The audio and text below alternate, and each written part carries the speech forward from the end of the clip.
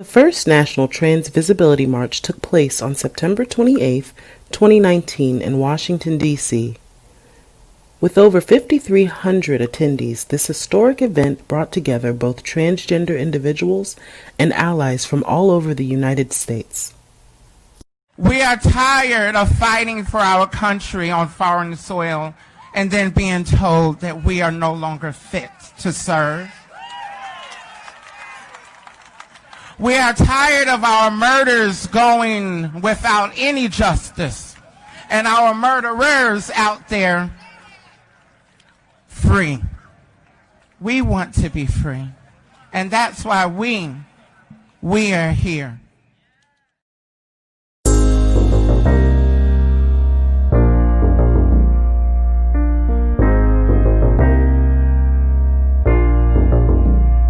I want you to repeat after me. I am here.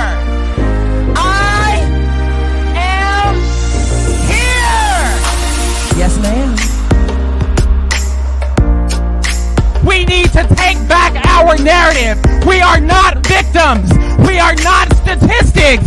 We are not tragedies. We are waiting to thrive, and this is our best year yet, because we aren't here simply to be visible. We are here to be victorious. So when we move forward today, let us press forward with purpose, let us press forward with passion, and let us know that the fight has just begun.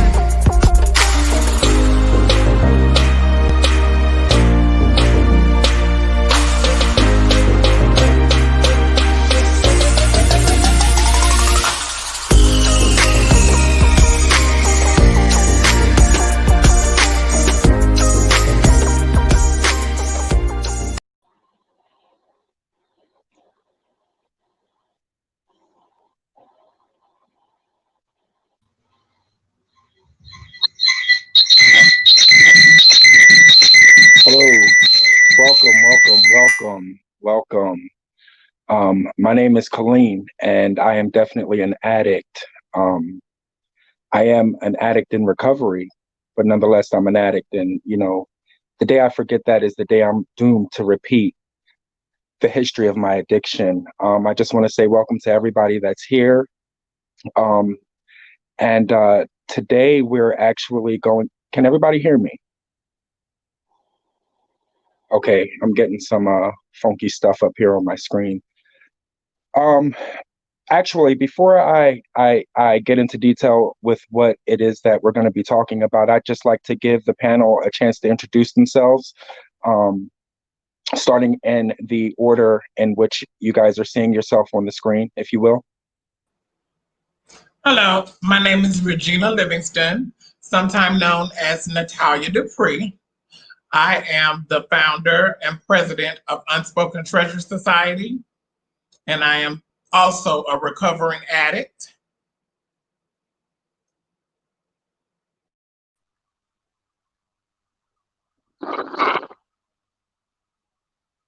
You guys?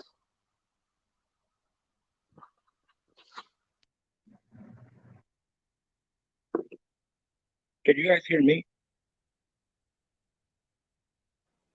Angela, introduce yourself. You're on mute.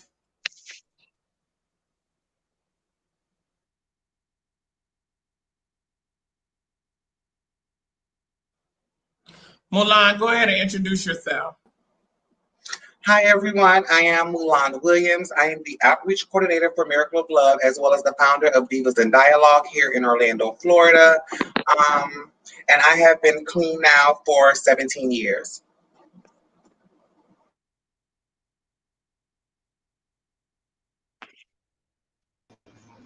Hello.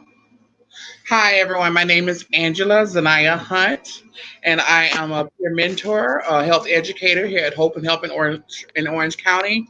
And I am also a recovering addict, and I am going on 3 years.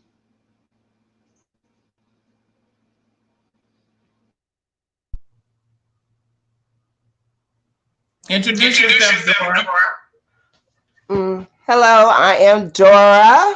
I am a recovering addict. It's a struggle every day, but I'm learning more about myself and what would keep me from falling. It's hard, but it's worth it.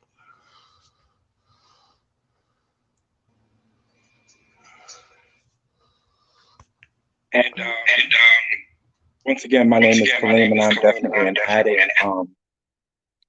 I participate a lot in my community regarding addiction and ways and means to seek recovery. Um, I do have a few questions that I just kind of wanted to start out with, just to give the public, those that are viewing, just an idea as to, what it's like, or could I be an addict? Because I know for a long time I was in a tremendous state of denial regarding my addiction and its true nature. So I'm hoping that with these questions, maybe we can pull on some heartstrings and pull on some, mental capacities of those out there that may be watching that might actually have.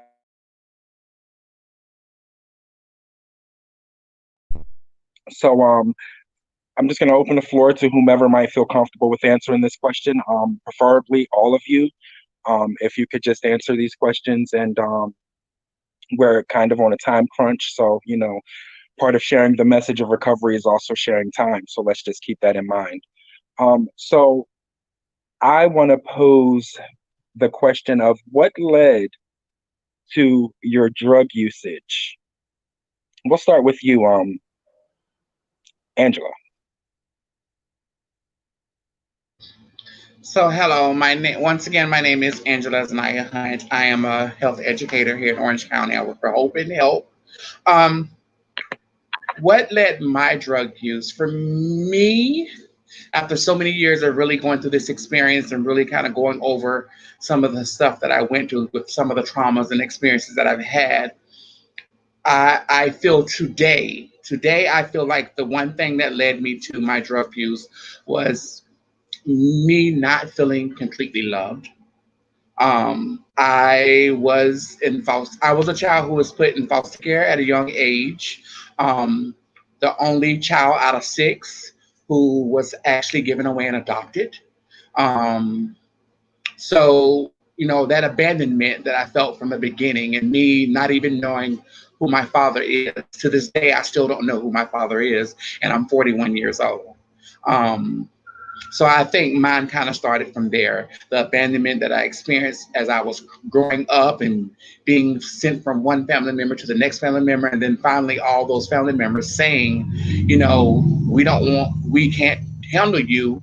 So that resulted in me being in foster care. So I think growing up with all of that on my mind as I get older and starting to realize and figure things out, and finally using something, having that first experience with using drugs, and then making it be my coping mechanism, coming to the conclusion that, hey, this is what's going to fill that void. This is what's going to replace all that I lost before. So I think that was the main thing that kind of took me to that path of being active being active in addiction. Okay, thank you. I know it's been a while, but what were some of the risky behaviors that you may have practiced throughout your journey of addiction, and did you still practice them once you got clean?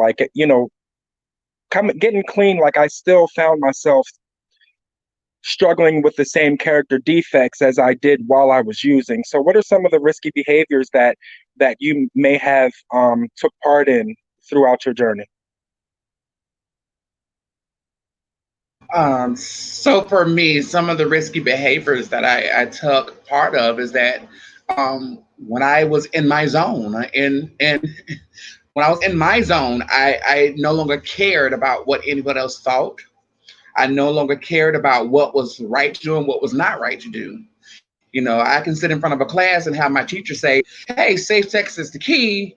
Use a condom, use this, use that. But then when I was in my zone of active addiction, I didn't think about all of that. I didn't care about all of that. All I wanted to do was be in my zone and feel like I was okay doing whatever it is I wanted to do. And sometimes being in that zone caused me not to think about, the repercussions of, if I did this, had unprotected sex, this could happen. I knew it could happen, but I didn't think about it. It became something that I no longer did. It wasn't the main thought. I felt like if I was to turn around and say, hey, stop what we're doing now and put on a condom, it was going to ruin the whole thing. And that person then was going to walk out and abandon me and leave me once again alone. Right. Absolutely. Absolutely. I'm sorry, I'm just experiencing a bit of identification with you, definitely. Okay. Mulan, hello, how are you? I'm good. How are you? I'm well, all things considered. I'm going to pose the same questions to you. The first question was, what was some of the risky behaviors that you displayed during your journey of addiction? The risky behaviors for me, well, before I even became an addict, I was already a sex worker. But once I started getting high and doing sex work, like Angela said, your vision would be impaired. Sometimes you would do things you wouldn't normally do when you were sober. So that was for me. Also, it made me feel invincible. So I was taking risks with pickpocketing and things like that. I'm 6'4", and I would be out there. I would pickpocket someone, and then I would go home and change my wig as if I'm this totally different person. Going right back out there trying to get more money. So yeah, it messed up my vision a lot. Yeah. Versus when I was sober. And I'm laughing with you, not at you, because right. We in addiction we reduce ourselves to animalistic behaviors just to get one more. So yes, and I'm not gonna lie, those drugs make me very horny. Listen. Definitely. They became the motivating factor, actually. Yes, for me. Exactly. Definitely. The other question was, what was the motivation for you to get off of drugs? Like, what was that aha moment where you was just like, enough is enough? Prison. I tell my friends now, prison was the worst and also the best thing that ever happened to me. It was the worst because I lost my drag daughter, which was my best friend, while I was in there, which sent me into a depression. But it also was the time I had to talk to myself, and being in prison for me, I can't express how horrible it was for me. Some days were good, some days were bad, but just the emotional state of being in there and away from people and not being the same person you once were. I made a decision while I was in prison that drugs were going to be out the question. Hard drugs anyway, because I still smoke my weed, I'm just keeping it real. But I knew I wasn't going back to coke and doing ecstasy pills when I got out. And I told myself that every day. I was like, girl, you're going to end right back up in here, because when you get on that shit, you go crazy. You know what I'm saying? So for me, it was prison alone. Prison let me know that that was something I didn't want to. I wanted to change my life. I wanted to change my life. So I made the decision to step away from doing shows when I got out. Staying away from the club scene, because the clubs were a big part of my addiction.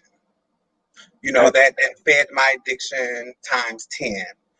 So I knew I had to stay away from the club for a while until I was strong enough. And I'm gonna say about 6 years ago, that's why I say you never can say you'll never do something again, because I was in the club scene and I wasn't having a good time, because it's not my scene anymore. So, but I seen a couple of my girlfriends kept going to the bathroom, so I knew what the tea was. I knew what was up, and I fell short. I went in and I asked for a bump. I'm like, girl, give me a bump, and she knew my story, and she just looked at me like, girl, I don't have anything. I don't have nothing. I immediately went home because I cried and everything, because I knew if she would have gave me a bump, everything would have started all the way back over. And all those years clean would have been messed up for that one night. Right. So it was really You want prison. to talk about saving graces. That's a true friend. That is a Yes. true friend. Tiami, I think I'm saying her name right. Apparently, she was feeling a bit of that identification because she commented that she was on her way to prison too in the midst of her addiction. So, we're never alone. We're never alone in this process. Right. So I'm going to pose the same questions to you, Dora. First of all, let me say we love you and we need you. You don't ever have to get high again, even when you want to. You don't have to. And there's great freedom in that. There is great freedom in that. And, it's going to be all right. All you got to do is keep trying. We all fall short, but just keep trying. But I'm going to pose the same questions to you, sweetheart. I want to ask you, like, what are some of the risky behaviors that you have displayed in the midst of your addiction, if you feel comfortable enough to share?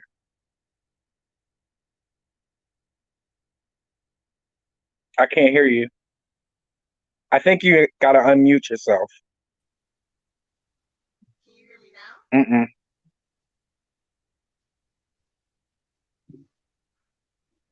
Mm-mm.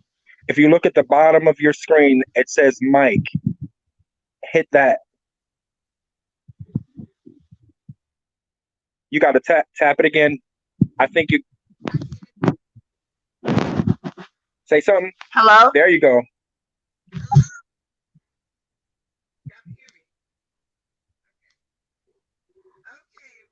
I lost you. I see you, but I can't hear you. She may have to turn the camera off and just speak.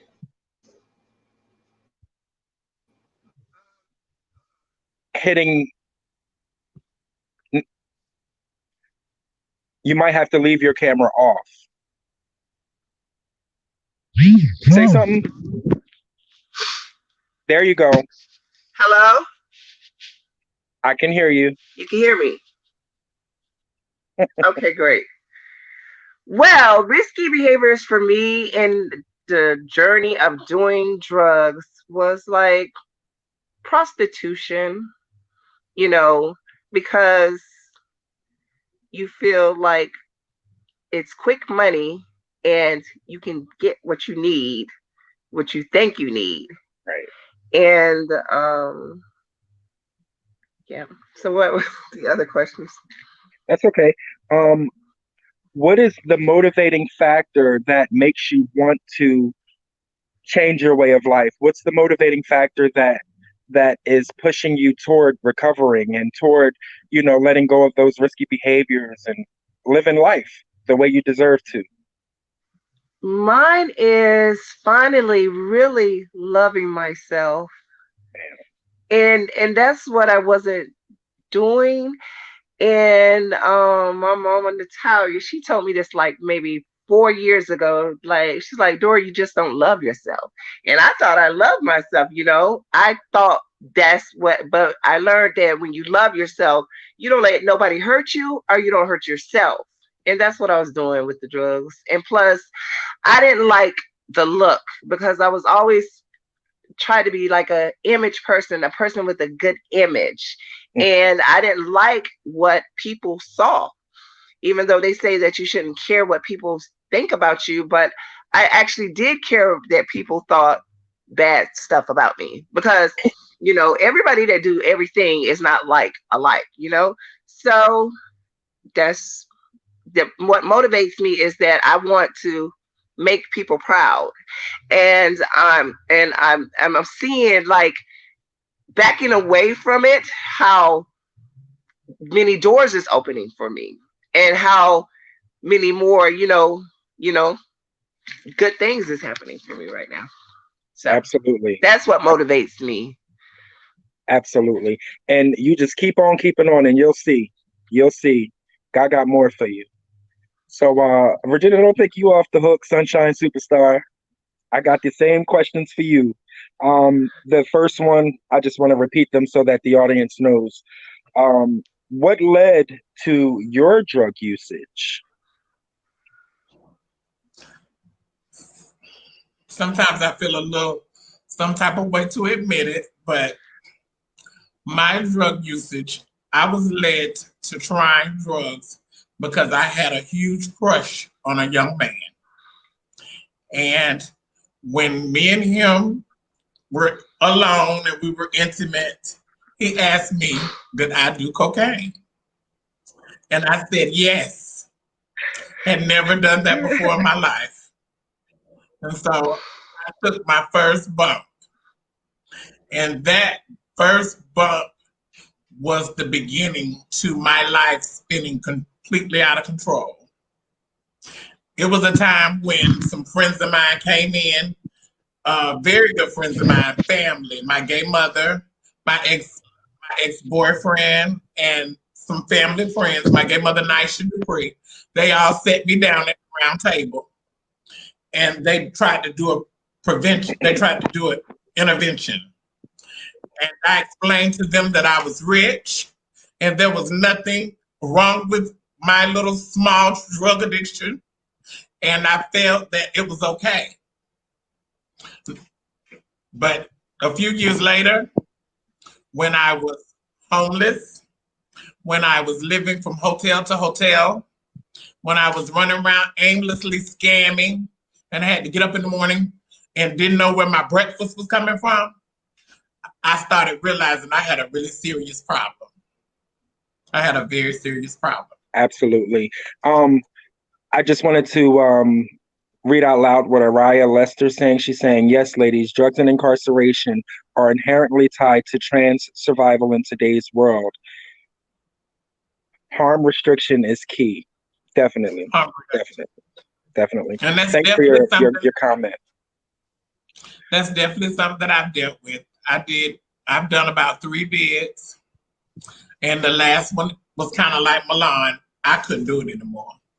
I couldn't do it anymore. It was no longer okay. You know, my aunt died while I was incarcerated the last time. And my aunt happens to be my best friend. My aunt happens to be someone who has always been my confidant. So that actually almost took me out of here. I was so depressed. I was so emotional. And by God be the glory, I actually had some associates while I was in prison that could actually kind of hold me together. They read the Bible to me, and they kind of mended me back together because I was in pieces when I found out that she had died.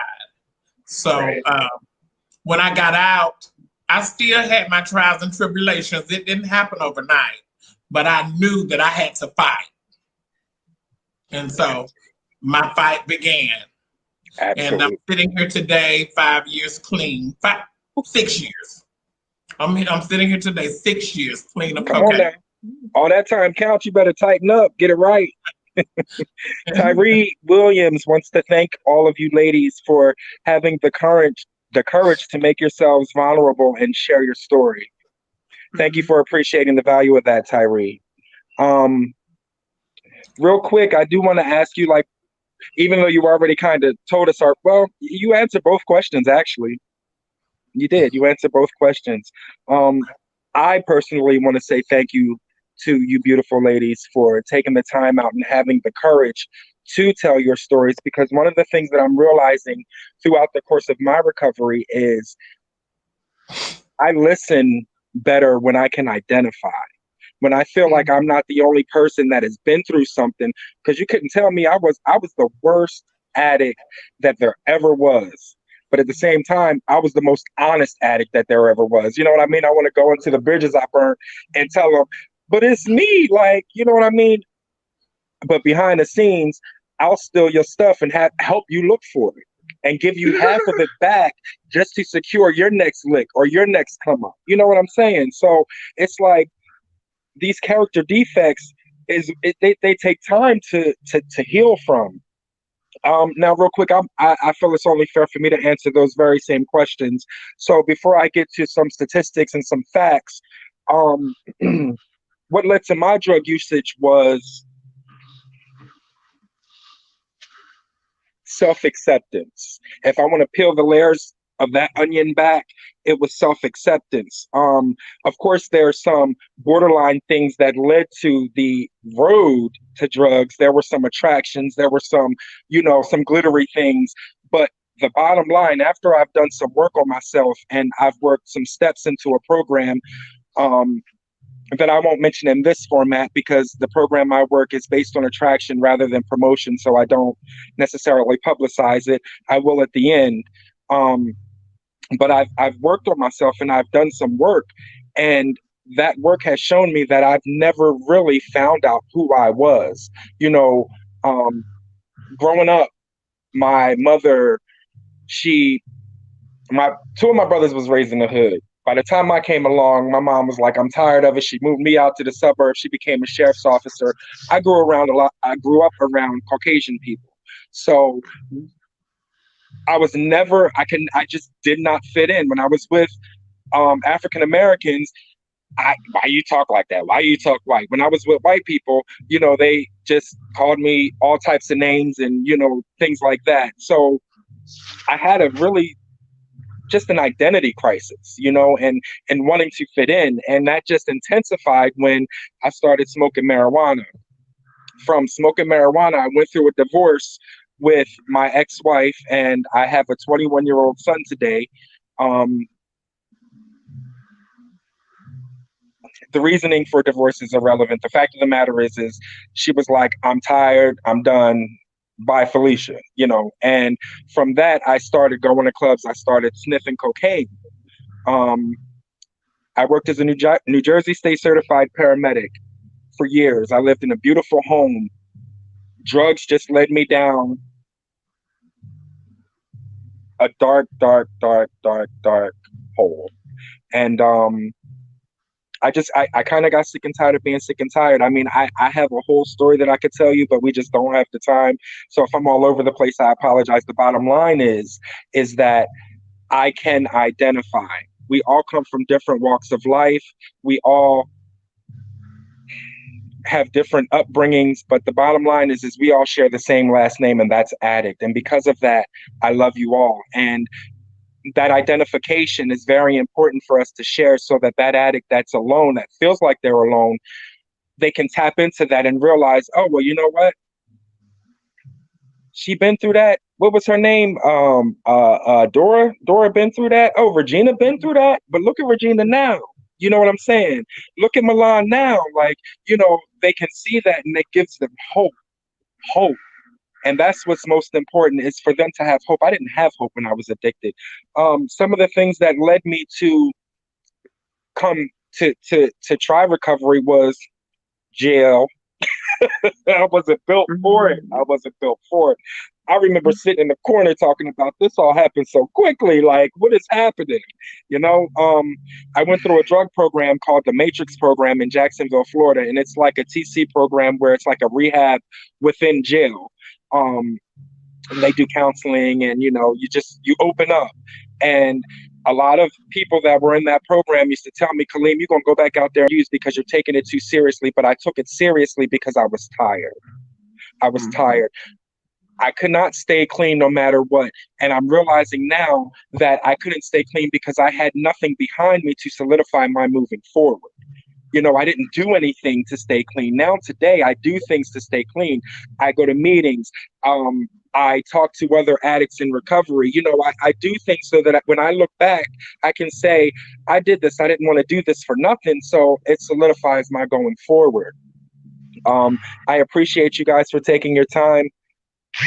So Nicole says, such a needed conversation. Thank you for this. You're very welcome. It's our pleasure. I'm sure I can speak on this whole panel. For this whole panel and say that it is our pleasure to actually be here before you today. So I did create a slideshow with just some facts, if you will. Just gonna wait for that screen share to.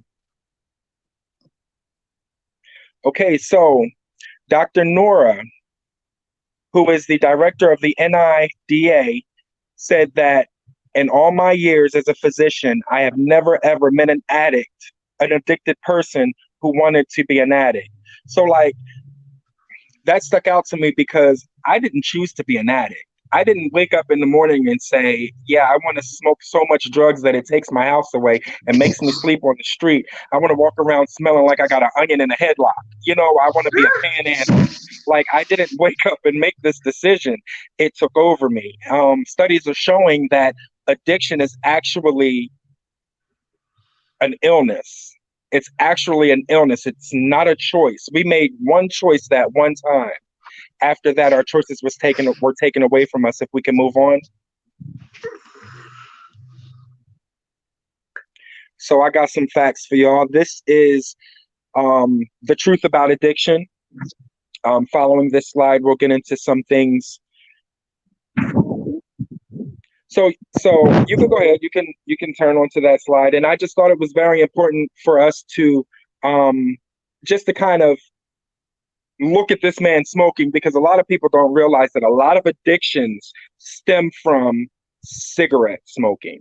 A lot of addictions go hand in hand with cigarette smoking. I know after I took me a hit, I wanted a cigarette, you know, and cigarettes was my first true addiction. If I want to think about it, I'm talking right now while this slide is on to give those an opportunity to actually read the slide. I think I've given you guys enough time to kind of read it, but I really want to get into the meat of what this PowerPoint presentation is about. So we can move on. This is one where, you know, we all talk, you know, nobody identifies this as a drug, but I'm 40 years old and I just realized that it truly is a gateway drug. Marijuana is a gateway drug. And I'll be honest with you, if I knew without a shadow of a doubt that me smoking a J, right, and I'm just talking about an addict named Kaleem, if I knew that I could smoke a J and it wouldn't lead me to the back of the 7-Eleven with a crack pipe in my mouth, I would smoke me a J right now because I love this drug. But I also know that I don't ever have to get high again, even when I want to. Even when I want to. And my mind, my addiction, my disease tells me, you can smoke a J, you know what I mean? You ain't never got evicted from smoking a J. You ain't never, you know, lost everything from smoking a J. But you know what? At the bottom, at the tip of that roach on that J is a piece of crack. So I stay away from it. We can move on.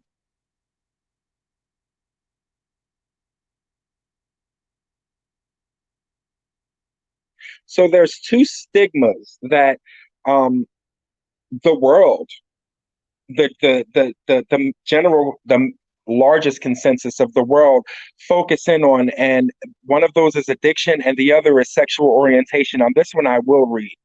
Overcoming substance use disorders within the LGBT community can be especially challenging since there are two stigmas involved: addiction and sexual orientation. These individuals often struggle with rejection, isolation, low self-esteem, and physical threats of violence.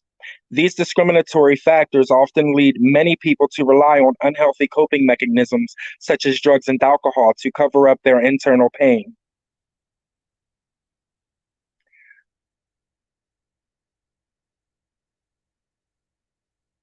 And briefly escape from their harsh reality. The internalized stigma and homophobia that this community is faced with are also underlying reasons why many choose not to seek substance use disorder treatment.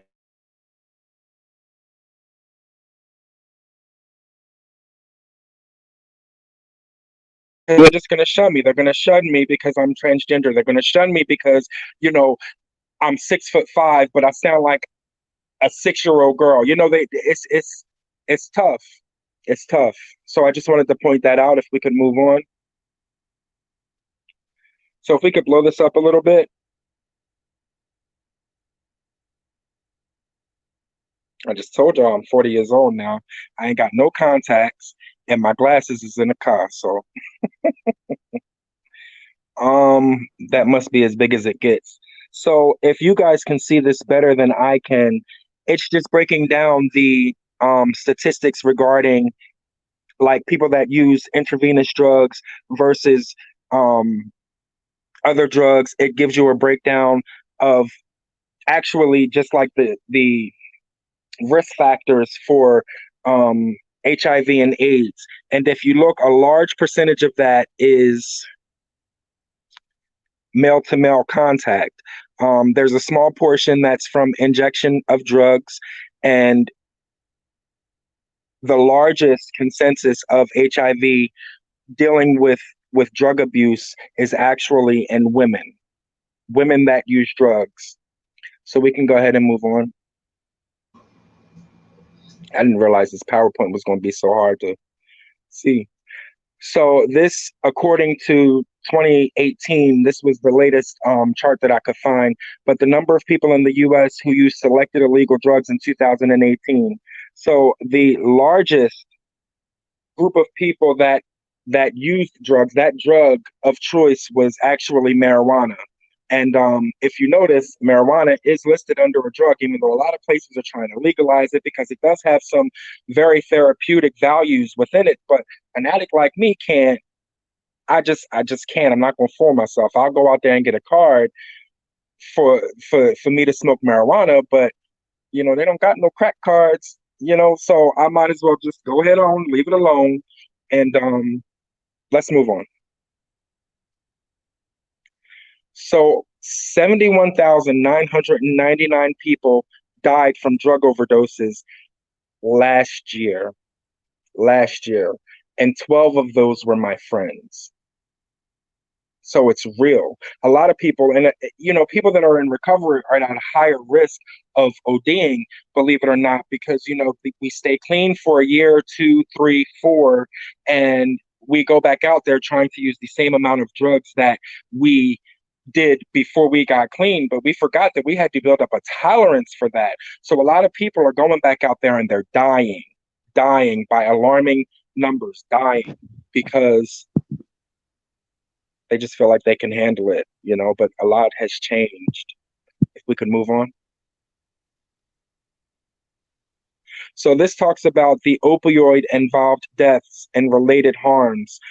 Deaths involving synthetic opioids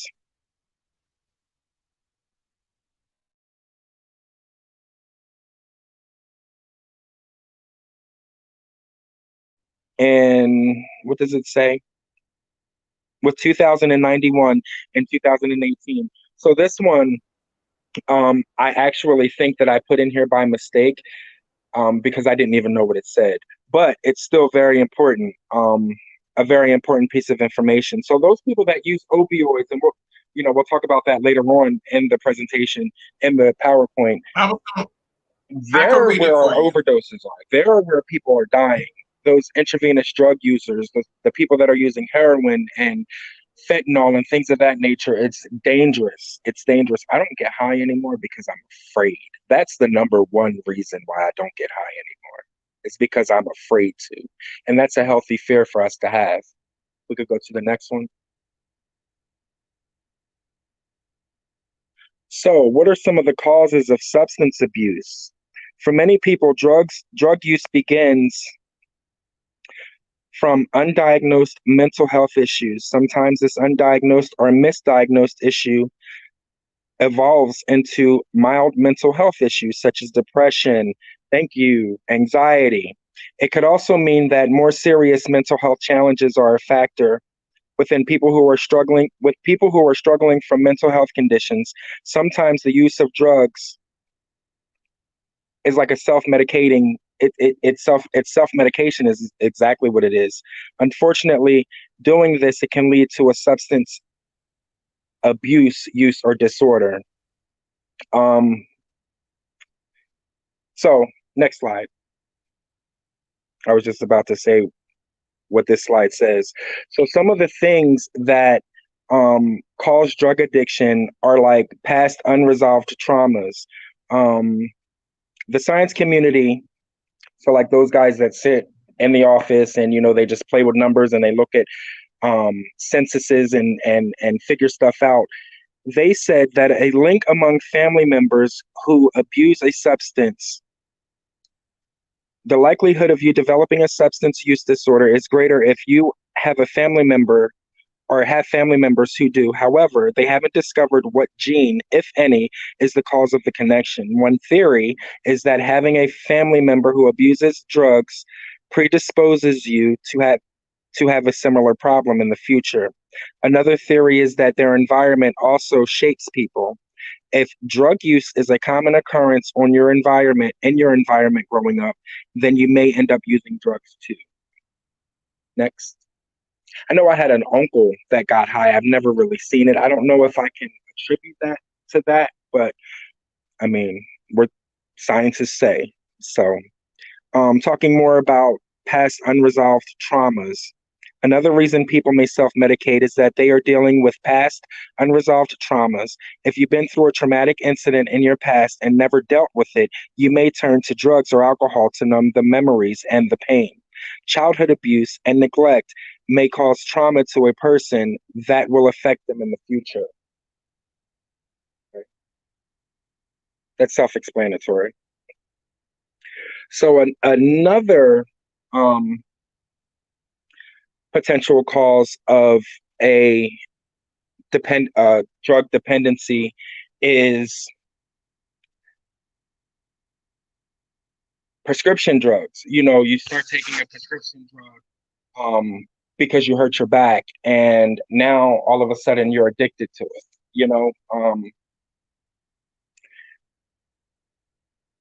When delving into the cause of substance abuse, it's critical to look at how legal prescription drugs play a part too. When your doctor prescribes a narcotic medication for pain, there is a chance that you could become addicted to them. First, you may develop a tolerance to those for the dose that you're on. As the doses increase, your body develops a dependence on them. If you try to stop taking them abruptly, you'll experience uncomfortable symptoms. That's also self-explanatory. I know a lot of my friends.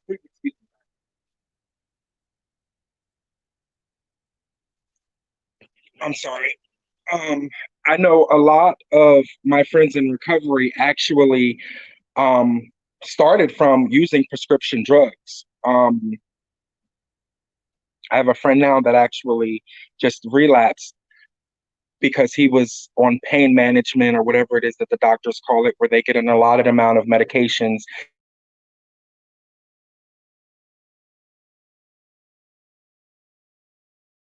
Started buying them on the streets. He couldn't get them on the streets, so he started using cocaine. So that I've seen firsthand.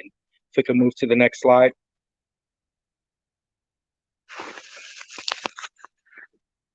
Sexual behavior, the premise of that's all right. Now we can kind of bring this all in.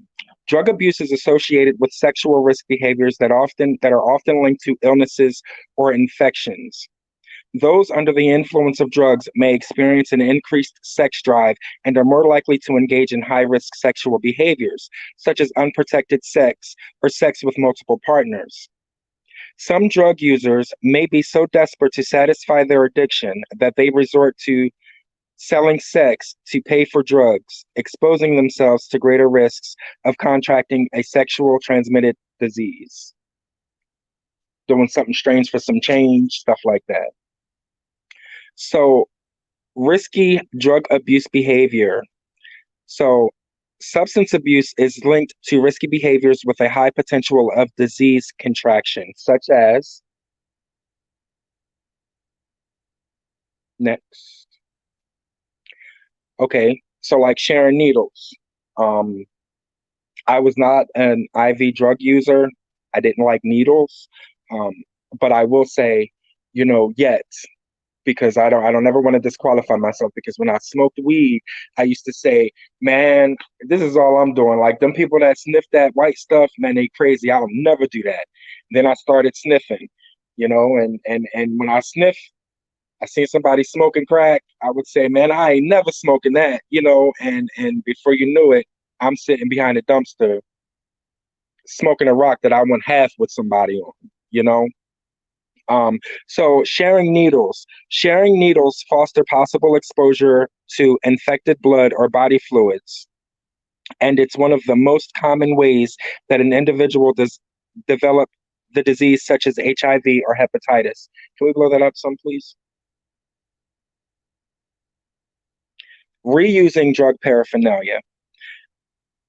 Recycling drug paraphernalia increases the risk of disease among drug users. Reusing contaminated water and drug solutions, bottle caps or spoons used to melt substance, or small pieces of cotton or cigarette ends to filter particles out of the drug are all examples of drug paraphernalia recycling. That can result in disease contraction as well. And another big risky drug abuse behavior is sexual behavior. Drug abuse is associated with sexual risk behaviors that are often linked to illness and infections. Those under the influence of drugs may experience an increased sex drive and are more likely to engage in high-risk sexual behaviors, such as unprotected sex or sex with multiple partners. Some drug users may be so desperate to satisfy their addiction that they resort to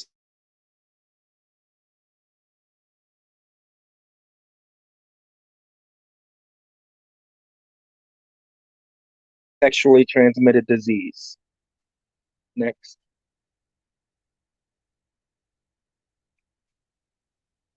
Common diseases that may stem from drug abuse include AIDS or HIV, hepatitis B, hepatitis C, other STDs, tuberculosis, and a host of others. Next. So we just talked about a little bit about this, like injection drug abuse. Injection drug users have one of the highest risks of acquiring an infectious disease. The most common disease attributed to injection drug use include hepatitis B and C and HIV/AIDS. Hepatitis B and C injection drug users have the highest rate of contracting hepatitis C out of any risk group. Statistically, every IDU infected with hepatitis C will infect another 20 people. That's a lot. Injection drug users remain one of the biggest factors in the increasing case of hepatitis C. IDUs, which is an injection drug abuser, also have high rates of hepatitis B. In 2010, IDUs had a hepatitis B injection rate of 20%. This statistic is particularly disheartening as there is a vaccine that can prevent hepatitis B. So that's talking about like intravenous drug users is what IDU is, and IDA is injection drug abuse. Just wanted to clarify. Next.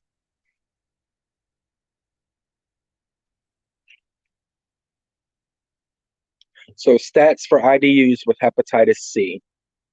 And the reason why I decided to spend so much time with hepatitis C is because it's something that I never really took seriously until I noticed a lot of addicts actually suffered from it.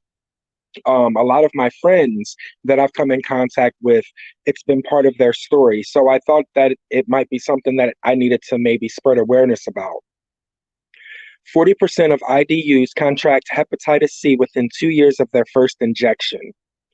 30 to 80% of IDUs contract hepatitis C within 5 years of their first injection. And 53% of the 17,000 new cases of hepatitis C in 2010 were among IDUs. That's a lot. Next. HIV/AIDS. Each year, approximately 10% of new HIV diagnoses are the result of injection drug use. Of the new HIV cases caused by injection drug use in 2010, about 62% were men and 38% were women. Since the beginning, the HIV/AIDS epidemic, injection drug use has been responsible for 1/3 of adults and adolescent AIDS cases in the country. Through 2012, 28% of those who died from AIDS since the beginning of the HIV/AIDS epidemic could be attributed to the injection of drug use. Additionally, another 8% of those who died from AIDS since the initial outbreak can be attributed to male-to-male sexual contact with an IDU. Next.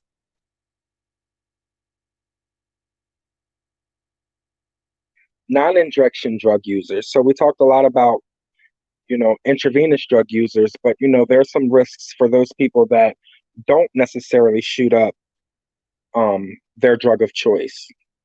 Non-injection drug users also face increased risks of contracting HIV, hepatitis B and C, and other infectious diseases.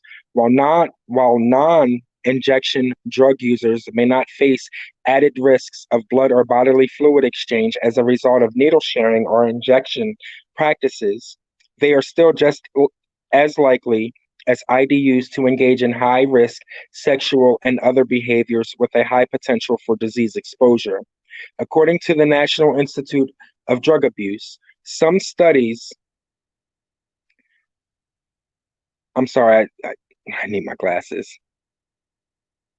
Some studies show that non-injection drug users contract HIV at similar rates to IDUs, showing that the prevalence of sexual transmission of HIV among drug users. Non-injection drug users also face increased risks of tuberculosis and have 2 to 6 times the chance of contracting the disease as non-drug users. Furthermore, non-injection drug users are twice as likely to develop tuberculosis IDUs. Next.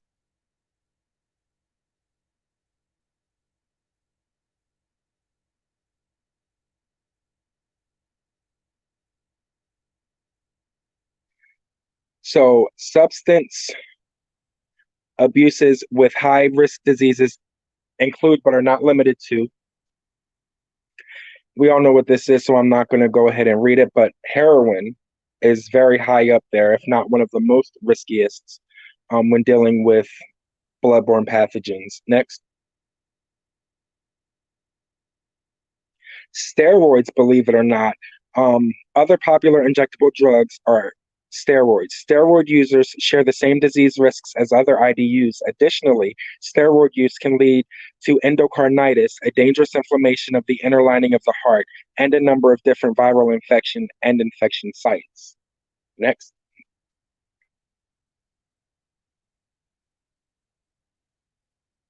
Methamphetamines. Next.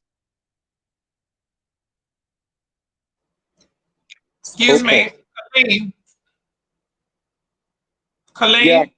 Yeah. Okay, wrap it up, honey. I'm trying. Go ahead and wrap it up. If people need to ask questions, we have like 3 minutes. Come on. Oh, yeah. Okay, next. Can you just go ahead and skip to the resources? Next. There you go, right there. So 211, if you needed help, you could just dial 211. And I'm actually going to save this to my page. So if you guys need to see the list of this resources, look on my page to see it. Kaleem Gibson. But I do want to open up the floor for questions. Thank you guys for your time. Let's hit it.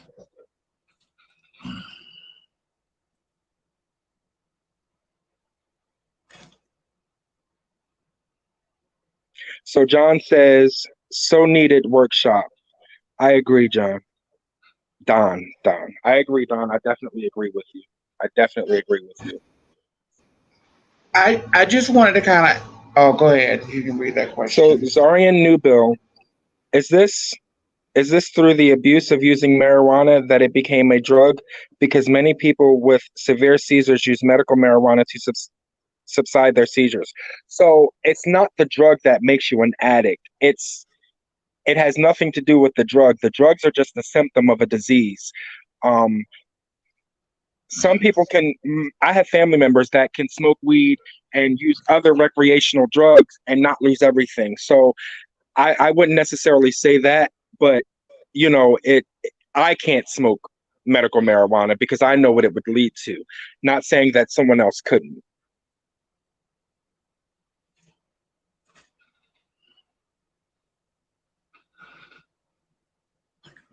I just kind of wanted to kind of put it in here somewhere. I mean, I know the conversation we've had tonight was a very explicit conversation, but it's definitely things that we definitely needed to talk about. We need to get more comfortable talking about it. However, we do understand that some of these may be triggering to people who are in addiction.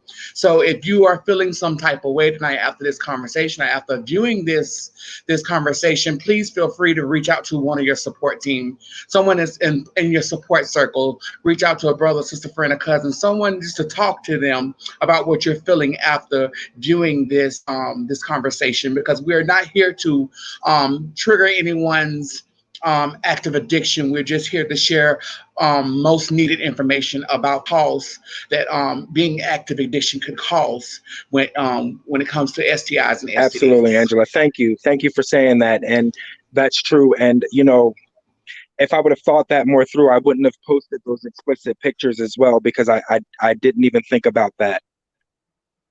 And I wanted to interject, because we're wrapping this up now. I want to thank each and every one of you for being so transparent tonight and telling your truths and sharing your story. I appreciate you so much, Kaleem. It's unfortunate that we didn't have, you know, more time, because I'm sure that there was so much more that we can share. So what I'm going to do is make sure we are back together again on another forum where we may have a little bit more time. But I really and truly appreciate you. I love each and every one of you. And thank you all for watching.